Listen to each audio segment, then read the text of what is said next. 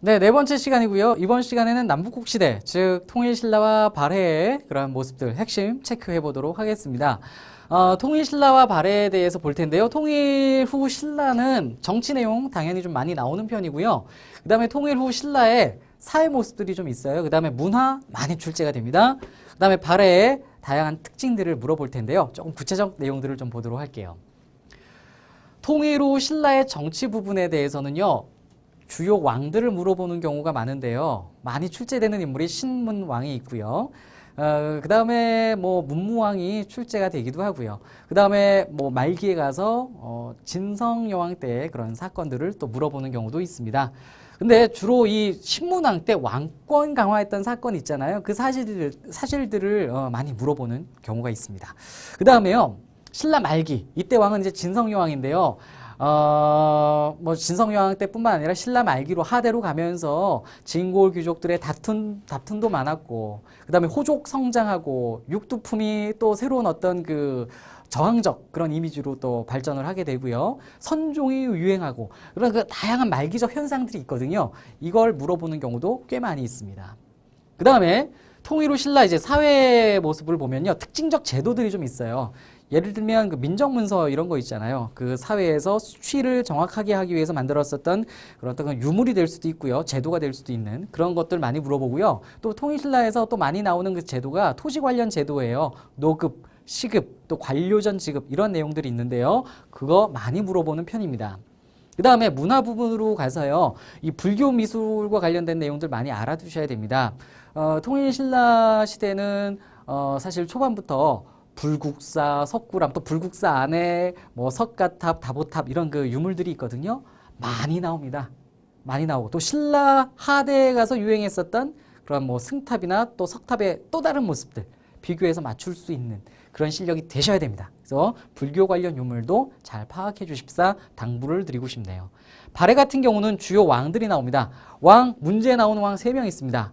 무왕, 문왕, 선왕 요 순서인데요. 이 3명의 왕들이 출제가 됩니다. 각 그 왕들 때 대외 관계가 어땠는지 정책이 어떠했는지 그 모습들을 잘 보셔야 되고요. 또 발해하면 가장 많이 나오는 게 이겁니다. 고구려 계승 모습. 온도를 사용했다 또는 뭐 굴식 돌박 무덤이 있었다 이런 내용들 있잖아요. 또 외교 문서에 왕이 고려 국왕을 칭했다 등등 고구려를 계승했었던 이런 몇 가지 모습들 많이 물어보는 편입니다. 그래서 이 내용들 주요 내용이구나 숙지를 하시고 그럼 이런 내용들이 문제에 어떻게 나왔는지 유형을 좀 살펴보도록 하겠습니다. 어떤 그 지역을 주고요. 그 발해면 발해 또는 통일신라면 신라 그 지역의 사실을 맞추어내는 문제가 나온 적이 있었습니다. 그 다음에 흐름 사건 또 업적을 물어보는 경우가 있었습니다. 조금 이따 더 구체적으로 말씀드리고 유물 유적 주고 유물 유적의 내용을 맞추는 그런 문제가 있었는데 좀 이따가 더 구체적으로 보도록 하겠습니다. 자, 이거 먼저 말씀드릴게요.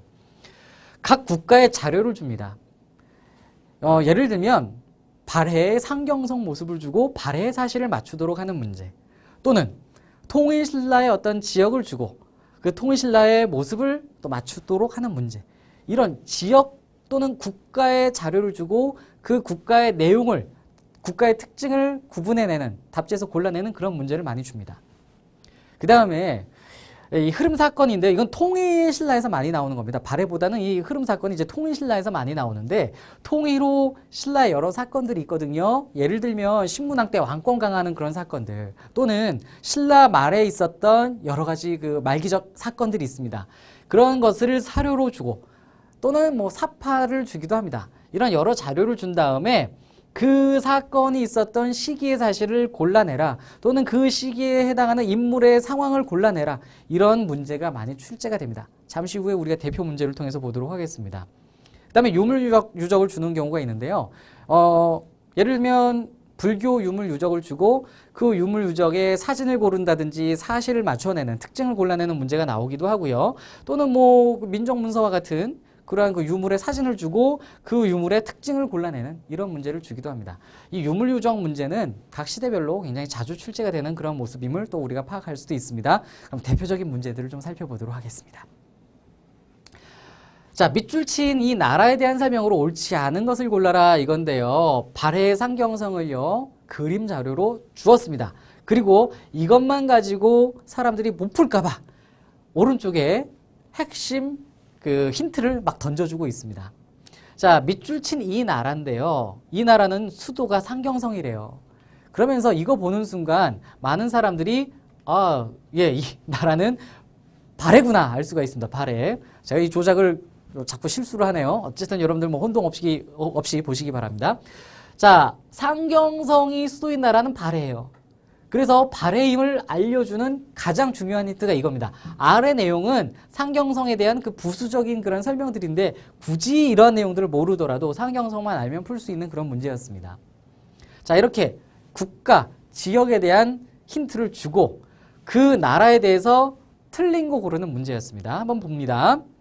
전성기에 해동성국이라 불렸다. 발해 선왕 때 해동성국, 바다 동쪽에 융성한 강성한 국가이다라고 이렇게 불렸었죠. 그 다음에 궁전터에서 온돌장치가 발견됐다. 온돌장치 발견된 거 바로 발해가 고구려 문화를 수용했었던 그런 모습들이죠. 그래서 1, 2번은 모두 발해와 같은 맞는 내용이 되겠습니다. 고려 국왕을 표방하고 일본과 교류했다. 발해가 일본에 보낸 그 외교 문서 국서에 발해 왕이 내가 고려 국왕, 여기서 말하는 고려는 고구려를 뜻하죠. 고구려 계승의식을 명확히 보여주고 있음을 우리가 중요하게 배웠었습니다. 발해에 대한 사실로 맞지요. 4번 정당성의 장관인 대내상이 국정을 총괄했대. 이 대내상이 그 좌상이나 우상보다 위에 있는 관직인데요. 이게 발해의 관직이고요. 정당성도 발해의 기관이죠. 그래서 1, 2, 3, 4는 모두 발해와 맞습니다. 근데 이제 5번 볼게요. 지방 세력의 통제를 위해 상수리 제도가 나왔는데요. 상수리 제도는 통일신라의 제도고요. 이게 이후 고려의 기인 제도로 계승이 되잖아요.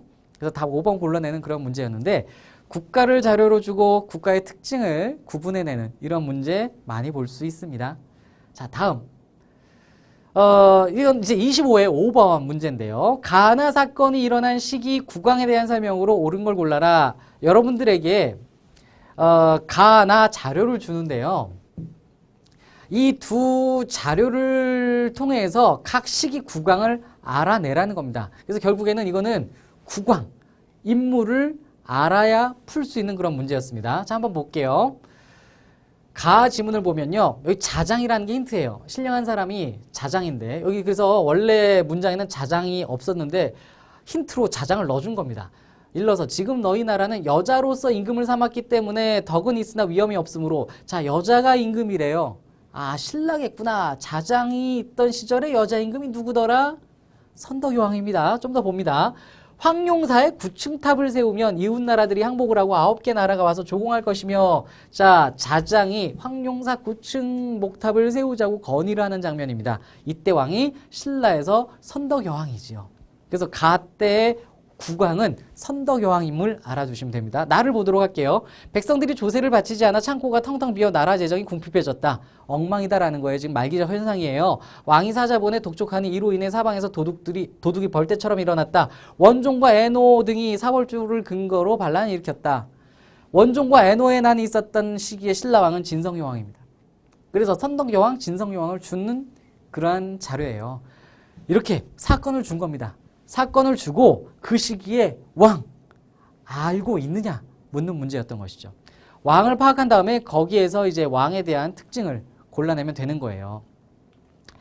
가 화랑도를 국가적인 조직으로 정비했다. 화랑도를 국가 조직으로 정비한 왕은 진흥왕이죠.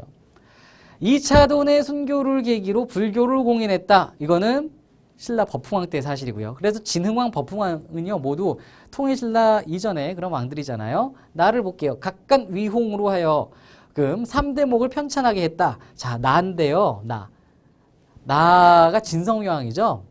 진성여왕과 위홍이 스캔들이 좀 있잖아요. 그죠? 이때 3대목 편찬하겠다는 말 맞습니다. 그래서 답이 3번이에요. 3번. 김음돌의 난을 진압하여 귀족들을 대거 숙청했다. 이건 이제 통일 후 신라 신문왕 때 사실이 되겠습니다. 왕권 강화 작업에서 있었던 사실이죠. 그 다음에 가나 진골 출신으로서 왕위를 계승했다. 선덕여왕은 선골 출신이죠. 그래서 답을 3번 고르는 건데요. 자, 이 문제는요. 일단 각 사건을 알아야 되고요. 각 사건과 연결된 인물, 왕을 알아야 되고요. 답지에서도 왕을 일일이 하나하나 다 구분해낼 수 있어야 됐었던 문제입니다. 그래서 삼국시대도 그렇고 통일신라까지 연결을 해서요. 왕들의 각각 사건들 중요합니다. 왕 공부 잘 챙겨서 하시기 바랍니다. 자, 이번엔 18번 문제 보도록 하겠습니다. 26회 11번 문제였고요. 다음 자료에 대한 설명으로 옳은 것을 골라라. 이런 문제가 되겠습니다. 유물이 사진으로 나온 케이스가 될 텐데 문제 푸는 사람들 중에 이 유물에 있는 사진, 이 해석하면서 한자 읽으면서 이거 풀어낸 사람 아무도 없습니다. 이 사진만 가지고는 풀 수 없으리라 판단해서 출제하시는 분들이 이렇게 선생님의 설명을 덧붙여 준 것이고요. 자, 이것은 1933년 일본 도다이사 쇼소인에서 발견된 통일신라 시대의 문서입니다. 이렇게 밝혀주고 있죠. 자, 이게 뭡니까? 바로 민정문서입니다. 신라의 민정문서인데요.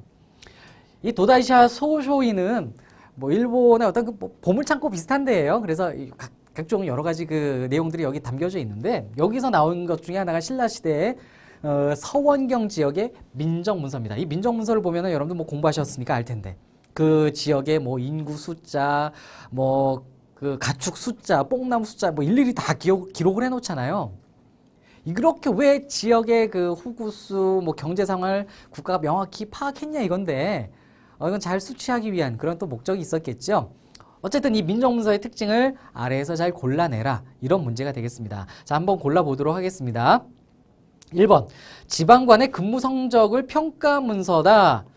아무 상관없는 그러한 답지입니다. 2번, 국가 물품을 생산하는 수공업자 명부다. 이거는 조선시대에 만들어졌었던 공장 안이 바로 이러한 내용이죠. 3번, 이름을 적는 곳이 비어있는 관직 임명장이다.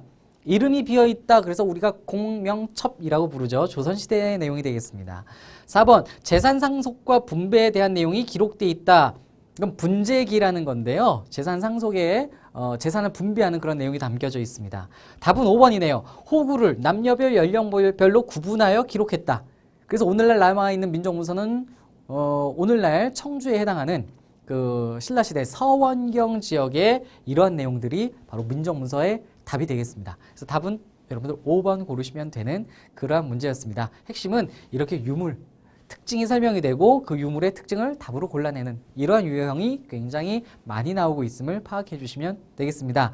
자, 이번 강의 이렇게 마치고요. 다음 5번째 강의에서 다시 만나도록 하겠습니다.